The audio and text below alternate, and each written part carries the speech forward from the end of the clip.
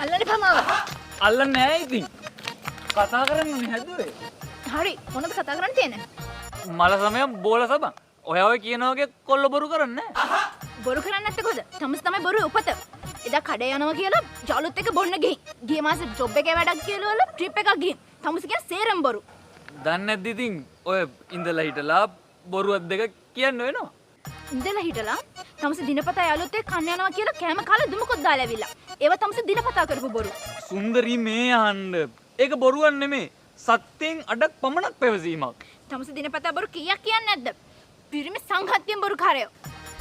මේ ගෑණි පිරිමි බොරු කියන්න ආස මිනිස්සු නෙමේ. නමුත් මේ ස්ත්‍රී සංගතියත් එක්ක පිරිමින්ට සත්‍යවාදීව ජීවත් වෙන්න බෑ. අපි මොන දේ ගැන ඇත්ත ඇතිසැටියෙන් ප්‍රකාශ කරත් උන් මුල්ලක් කල්ලා රණ්ඩු කරනවා. උන්ගේ මේ ක්‍රියාකලාපය නිසා සතුරුදායක ආදර දිව්‍ය කුල්සා පිරිමින්ට බොරු කියන්න වෙලා තියෙනවා. අනේ මේ ඇත්ත කිව්වනම් අපි රණ්ඩු කරනවයි. බොරු කාරයෝ.